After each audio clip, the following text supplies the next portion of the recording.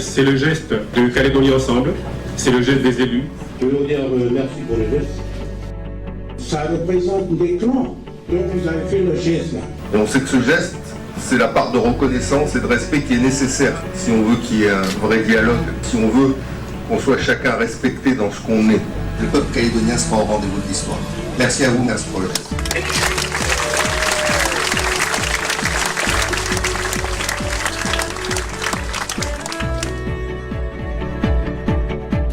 Je voudrais débuter ce congrès par un moment peut-être un peu grave, un peu lourd, et je m'en excuse. Mais on ne peut pas faire un congrès le 22 avril sans se souvenir du 22 avril. On ne peut pas faire un congrès d'un parti politique le 22 avril sans se souvenir du 22 avril.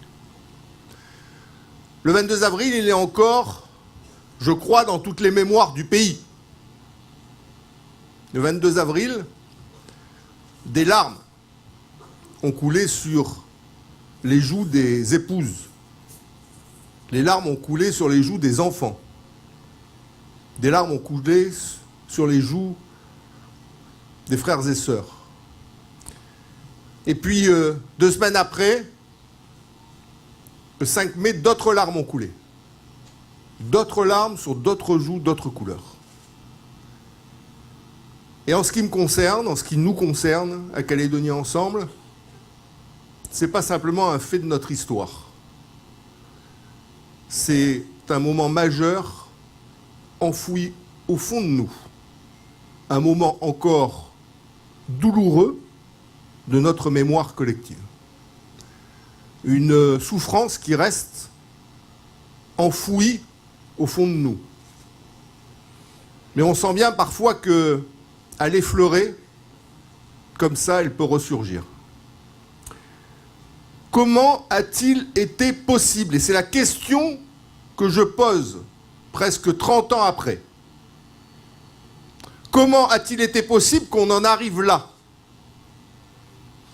Comment a-t-il été possible que la République et une partie du peuple autochtone du pays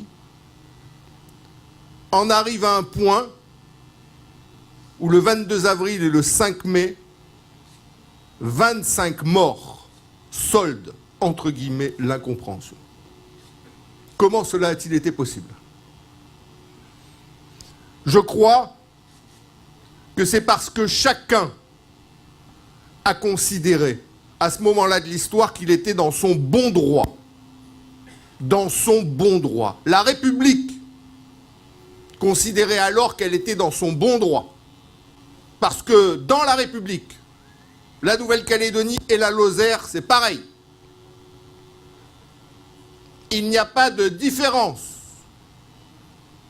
Il n'y a pas de discrimination, quelle qu'elle soit, à effectuer entre Français. Et c'est fort de son bon droit que la République est arrivée au 22 avril et au 5 mai.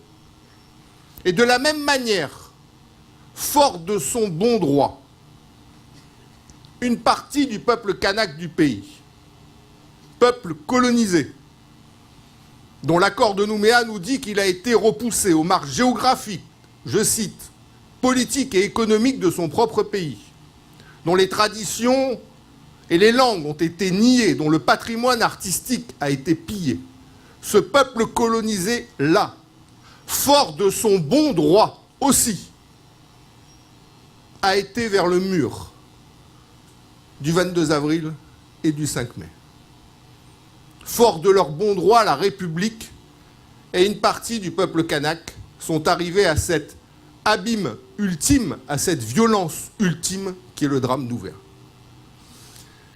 Et je crois que cet enseignement-là, il doit aujourd'hui, à la veille de 2018, où j'entends encore chacun persuadé de son bon droit, où j'entends les paroles des partis indépendantistes et non indépendantistes, pour certains d'entre eux, qui mettent en avant, au-delà de tout, leur bon droit, le droit des uns à ce que 2018 ce soit l'indépendance et rien d'autre, parce que l'accord de Nouméa le dit, alors qu'il ne le dit pas. Le bon droit des autres, non indépendantistes, pour certains qui disent « on est majoritaire ». Et parce qu'on est majoritaire, cette loi, et uniquement cette loi, s'appliquera. Parce que c'est notre bon droit dans une démocratie, lorsqu'on est majoritaire, de coucher ceux qui sont minoritaires. Attention au bon droit des uns et des autres.